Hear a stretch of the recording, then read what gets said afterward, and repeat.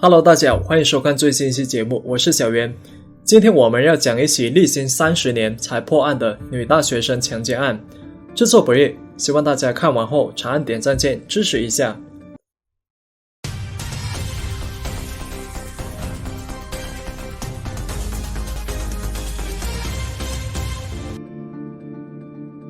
故事呢，发生在美国密歇根州的萨吉诺县，1974年6月15号。当天早上6点左右，在整个城市还沉浸在睡梦时，警局的电话铃声突然响起，一个年轻女孩报警求助，说自己室友米勒被人勒死了。来到现场，探员发现一个年轻女子两面朝天的躺在地上，鼻子上呢还有凝固的血迹，身体摆出了大字形的姿势，上半身呢只裹着蓝色衬衫，但是纽扣却被全部解开。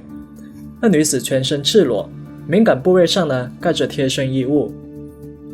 那探员提取了现场的痕迹，那结合死者脖子上的勒痕，他们推测这是一起强奸案。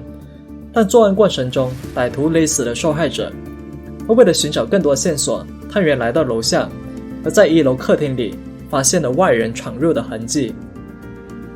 首先是窗户和纱窗被人推开，窗户旁的台灯也被打翻，说明案发时有人翻窗进来，期间不小心撞倒的台灯，然后潜入2楼死者的卧室作案。而在窗户、楼梯、马桶和死者卧室的衣柜上，法医提取到了几组指纹。根据报警女孩的说法，死者呢是自己的朋友雪柔米勒，是附近德尔塔学院艺术系的学生，年纪呢只有21岁。昨天呢是星期五，自己和米勒外出逛街，他逛着逛着便进了酒吧，玩到半夜2点，米勒提出要回家，自己便陪他回到了公寓。2个小时后自己又回到了酒吧续杯，直到早上6点多时，自己才回来准备补觉。可在经过室友米勒的房间时，却发现他的门没有关，一时好奇便走了进去。他不料就发现米勒躺在地上，那室友一边回忆一边流泪，他怎么也不敢相信，昨晚还和自己尽情玩耍的好友，今天就去见了耶稣。那面对死者激动的父母，探员只是简单的安慰了一下，然后呢便赶回局里开始调查。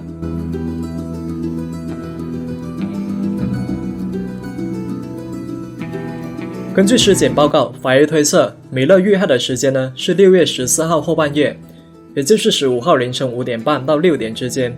死因呢是机械性窒息死亡，也就是被人掐死的。米勒的下体中有轻微的裂伤和不明的液体。法医将样本放在显微镜下观察，却发现没有会动的小蝌蚪。那如此，法医推断和米勒发生关系的男人应该是患有不孕症。为了进一步确认，当地警局呢还把液体制成的玻片送到州里的实验室做进一步的检验。那由于案发时呢是1974年，所以呢还没有 DNA 技术，所以鉴定科的刑侦技术非常有限，他们只能从其他线索入手，例如附着在死体身上的毛发。可这条路子呢同样也是件磨人的事情，因为米勒身上附着的不仅有阴毛，还有头发，甚至还有眉毛。而根据深黑色的毛发，探员找到了第一个嫌疑人阿巴斯艾。这个阿巴斯艾呢是个来自伊朗的交换生，他的头发刚好就是深黑色。而在案发前几天，他和死者米勒刚刚分手。米勒的室友告诉警方，他们当晚去酒吧时，刚好阿巴斯艾也在喝酒。那看到米勒后，阿巴斯艾就凑上前来希望复合，却被米勒直接拒绝。为了赶走阿巴斯艾，米勒还当着众人的面向他泼了杯酒。那直到这时，阿巴斯艾才灰溜溜地离开。而米勒的母亲也表示，此前女儿在和自己聊天时曾经说过，阿巴斯艾呢不同意分手，老是跑来纠缠他。那从学校的档案资料里，探员就提取到了阿巴斯艾的指纹和米勒公寓楼梯的指纹相吻合。那所以阿巴斯艾就是凶手吗？那不一定。这就是我们老生常谈的犯罪困境了。那案发地点有嫌疑人的指纹，那不一定代表嫌疑人就是凶手。探员需要更多的证据，但当务之急是把阿巴斯艾带回警局。可来到公寓后，探员才知道阿巴斯艾早就飞回了伊朗。那所以呢，他们就联系了国际刑警，让国际刑警出面联系德黑兰警局，让其帮忙获取阿巴斯艾的头发样本。那1个多月后，美国警方就收到了来自伊朗的样本，然而法医观察后却发现，他们收到的不是人类的毛发，而是骆驼屁股的毛发。那好家伙，他居然敢如此羞辱我们，我看你是活腻了。那美国警方被气得一肚子火，居然敢糊弄我堂堂美利坚。他们马上就重新联系国际刑警，让他们亲自把阿巴斯艾带到医院，亲自拍照并且取证。那一番对比之后，法医就发现死者米勒身上的毛发和阿巴斯艾的毛发并不相同，这说明他不太可能是凶手。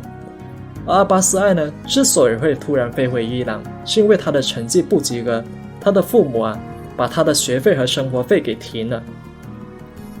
探员转线调查米勒的交际圈，他们发现米勒的身边人真是一言难尽，经常在公寓里举行派对，嗑大麻，撞大腿。案发前后，米勒还和多个男子保持着暧昧关系。之前报警的室友告诉警方，他表弟一直在暗恋米勒，案发前还和他们住在一起。而重要的是，表弟的头发也是黑色。探员提取了表弟的毛发，发现其外观和尸体上的毛发非常的相似，而警方就为表弟做了测谎，但是第一次的时候表弟没有通过，所以他们认为凶手就是他。可是表弟坚决否认。那警员又为他做了2次测谎，结果表弟都通过了。那前面2人都不是凶手，那探员只能继续排查。那期间他们找到了第3个嫌疑人福瑞斯。根据资料，福瑞斯是个纨绔子弟，案发时27岁，家里开着一家皮草公司，还经常背着警方贩卖违禁药物，经常泡酒吧撩妹子。接受警方问询时，福瑞斯承认自己和米勒确实有一腿，2人也多次互相缠绵。当被问及案发当晚是否见过米勒时，福瑞斯一脸严肃：阿雪，你是认真的吗？那天晚上是我的新婚之夜，我和我老婆在30多公里外的地方度蜜月，我怎么可能会去找米勒？探员找到福瑞斯的妻子，那根据妻子的说法，丈夫在当晚10点就和自己上床睡觉了，次日早上5点丈夫才醒来，整个夜晚丈夫都和自己待在一起。那3个重要的嫌疑人都不是凶手。那到了这里，警方的调查就陷入了困境。而在接下来的几个月的时间里，负责该案的探员先后排查了100多人，但都找不到凶手。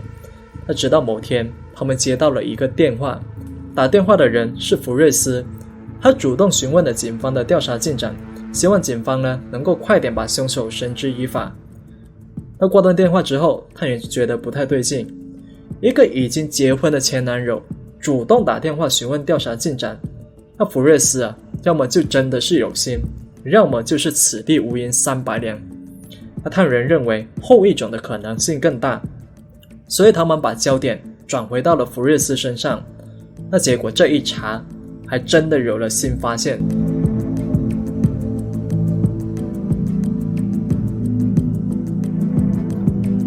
米勒的室友告诉警方，他记得在案发前，米勒曾吐槽过福瑞斯，说福瑞斯放了他鸽子，因为福瑞斯在结婚的前一天约了米勒准备在床上切磋武艺，可那天米勒苦等了半个晚上，福瑞斯都没有出现。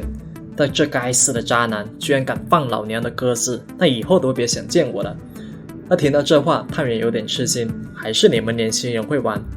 但这些都是室友的一面之词，他们很难具体考证，他们能做的就是询问周围人，然后交叉对比，辨认真伪。可这同样是件苦差事，因为当时福瑞斯势力大，很少人敢对警方透露信息，一是他们痛恨叛徒，二是怕遭到福瑞斯的报复。那直到案发2年之后，福瑞斯的妻子，那准确的说已经是福瑞斯的前妻，她说自己在案发当晚2点钟时曾经醒过一次，醒来之后发现丈夫不在床上。后来了解到米勒遇害的消息，她才想起来在当晚好像听到过小屋甩门的声和汽车启动的声音。次日早上5点钟醒来后，自己看到丈夫身穿外出的衣服，白色的长裤上还有硬币大小的血块，衬衫上还有点点血迹。而当时福瑞斯解释说是撞到兔子的，而且呢还烧掉了沾有血迹的衣服和裤子。而就当探员听得正起劲时，福瑞斯前妻的一句话泼了探员一盆冷水：我也不知道这些事情是不是真的，我不确定当时自己是否在做梦。与此同时，探员找到了另外一个证人，福瑞斯的16岁现任女友。女友说，有一天自己和福瑞斯几人嗑药时，有人无意说起了米勒遇害的事情。那说着说着，福瑞斯说了一句：他不是故意要杀米勒的，然后越说越激动。那根据这些证据，负责该案的探员认为可以正式逮捕福瑞斯的。那毕竟呢，他们早就看这个毒贩不顺眼了。而检察官告诉警方，这些证据呢，顶多只能算是间接证据，这点东西在辩方律师面前那是经受不住考验的。那就这样，当时负责该案的探长继续查了下去，可这一查就是8年。那直到案发10年后的1984年，这位探长退休，他们呢还是没能够找到足够多的证据，而案子呢也因此被归为悬案，被搁置了数年。那所以米勒这一页就这样被翻过去了吗？当然没有，因为随着刑侦技术的发展，警方呢会不定期的重新审视陈年旧案，那其中就包括米勒这桩案子。在案发20年后的1994年，萨吉诺警局来了位悬案专家，名为伊瓦顿，他奉命重查该案。他看着当年的案发照片，伊瓦顿发现米勒遇害之后，身体的重要部位被人用衣物遮挡，这说明凶手大概率是熟人，而作案后出于内疚才会这样做。那同时伊瓦顿还发现，案发公寓1楼的纱窗是被人往外面推开的，而不是站在外面的人往里面推。那试想，如果凶手是翻窗进入，那就应该是往里面推，而窗户旁被撞倒的台灯就更能说明这一点。那要是台灯真的是被凶手碰到，那出于人的习惯意识，那凶手翻进来后应该会把它摆正。那说到这里，有些观众可能会反驳我，那会不会存在这样一种可能，凶手从屋外翻窗进入屋里后，顺手将纱窗关上，最后呢也是翻窗逃走，这就解释为何纱窗是从里面往外推。这种可能性呢固然存在，但这不符合人的正常习惯。那凶手被发现后他大概率会从正门逃走，而不是选择费力的翻窗。而对比楼房的结构，伊瓦顿就认为经常没有上锁的厨房门才是凶手进入公寓的地方。带着这个想法，伊瓦顿询问了当年的涉案人员，其中呢就包括福瑞斯的前妻。可让人没想到的是，这一次他又改变了口供。福瑞斯的前妻透露，案发当年因为自己和福瑞斯刚结婚，她不想自己的婚姻只维持几天，更害怕福瑞斯会伤害她，所以自己才帮丈夫做了伪证。她本以为帮丈夫圆谎后能够和他一起踏实过日子，可不料丈夫呢就是个彻头彻尾的渣男。当丈夫看到电视报道米勒遇害的新闻时，他居然表现得非常痛苦，还跪在电视机面前说道，要是自己结婚前一天能够和米勒亲热，那或许米勒就不会遇害了。而在婚后，福瑞斯呢不但一点都不顾家，还经常婚内性虐待自己，以至于短短2年之后，自己呢就被迫与其离婚。福瑞斯前妻告诉警方，他很确定他现在说的内容是真的。案发当晚呢，福瑞斯的确离开过一段时间，他回来时也确实沾有血迹。而改变口供的不仅仅是福瑞斯前妻，还有前文中福瑞斯那位16岁的女友，她也改变了口供。她说她自己亲口听到福瑞斯说是自己杀害了米勒。在多位证人的新口供下，探长伊瓦顿就找到了福瑞斯。但由于福瑞斯在案发后没能改掉身上的恶习，所以短短几年的时间里，他就败光了家里的财产。他本人呢也从以前那个富二代沦落为住在教堂宿舍里的穷人。那虽然风光不再，但在和探长的交谈中呢，福瑞斯依然表现出不可一世的态度。在对自己当年的行踪的阐述上也是含糊其辞，前后矛盾，但就是坚决不认罪。那探长呢只好离开教堂。那结果前脚刚回到警局，后脚就接到了福瑞斯室友的电话。那室友说，自从探长你走了之后，福瑞斯呢就不停在宿舍走来走去，还一边喝酒一边痛哭，说警察逮到了我之类的话语。案发21年后的1995年1月，警方正式逮捕了福瑞斯，并以强奸罪和谋杀罪起诉了他。1年之后，法院召开了庭审。法庭上，检方传唤了福瑞斯的前妻和好友，甚至还有他的狱友。狱友表示，当晚他和福瑞斯交谈时，福瑞斯亲口说自己是因为杀了个女人才被抓进来。那很快，法院呢就判处福瑞斯罪名成立，但是福瑞斯呢立马就提起了上诉。而法庭之上，福瑞斯的辩护律师就出示了案发当年的法医报告，上面写着凶手患有不孕症。可经过医院检查，福瑞斯生理机能正常，根本就没患不孕症，那由此说明凶手不是福瑞斯。所以法院呢就直接推翻了一审时的有罪判决，将案件驳回重审。而在监狱里待了4年之后，2004年2月，法院就召开了第2次审判。在这次审判中，福瑞斯的辩护律师质疑检方的证人，你们当时都在嗑药喝酒，你们怎么确保你们说的话是真的？而且事情过去了这么多年，你们又是怎么确保自己的回忆没有出错？而质疑完检方的证人之后，辩护律师又补充说道，死者米勒呢，经常邀请朋友到自己的公寓里聚会，那包括但不限于聚众嗑药、聚众运动。那所以死者家中有我当事人的指纹啊，那也是件很正常的事情。而死者的衣服被扯掉之后，他的皮肤与地毯直接接触，从而沾上了我当事人此前就留下的毛发。但是要因此说我当事人就是凶手，那实在太武断了。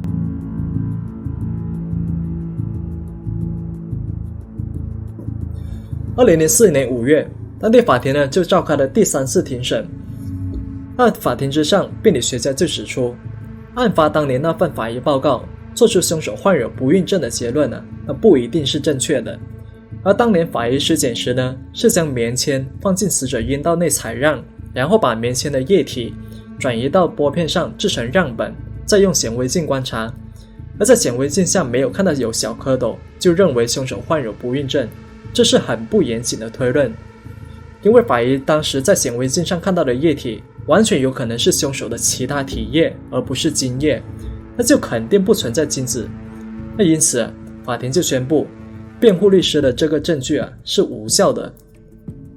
那要怎么证明玻片上的体液是否属于福瑞斯的呢？那这个时候呢 DNA 技术就可以派上用场了。那只要玻片上含有福瑞斯的体液，那上面就肯定有他的细胞，也就是他的 DNA。而正当法庭要求鉴定玻片上的 DNA 时，专家一脸无奈，因为玻片上的 DNA 已经被破坏了，没法进行 DNA 检测，那除非找到当年的棉签试纸，但时隔多年，它早就已经不复存在。而就在控辩双方焦灼不下时，福瑞斯前妻的一番证词揭开了背后的真相。那前妻表示，福瑞斯每次和自己发生关系时，总会在他兄弟呕吐前把他兄弟拉出来，然后走到卫生间里继续安抚他。在多项证据面前，检方就还原了福瑞斯的作案过程。案发当晚，福瑞斯从自己度蜜月的地方开车回到小镇寻找米勒，从酒吧一直跟到米勒家中。他趁着厨房门没有上锁，福瑞斯溜进了米勒的卧室，开始侵犯他，但遭到了米勒的反抗。在争执过程中，福瑞斯失手掐死了米勒，并因此在卧室的衣柜上留下了指纹。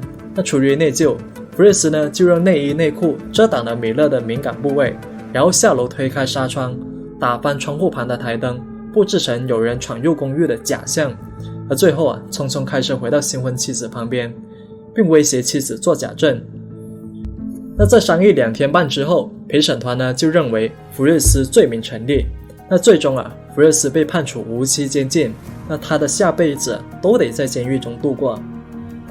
那至此，米勒家人苦等的正义终于在案发30年之后化成了铁链，捆住了凶手。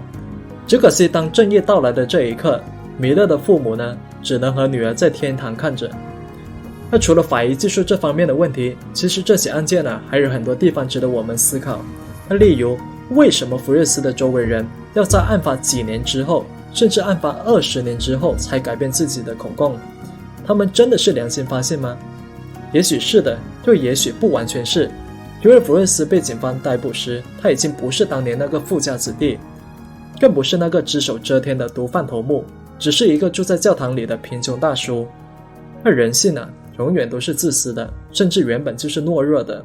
而不过幸运的是，世上呢还是有那么一小群人，他们的懦弱被恶魔之火锻炼成了执着的正义。我是小渊，我们下期再见。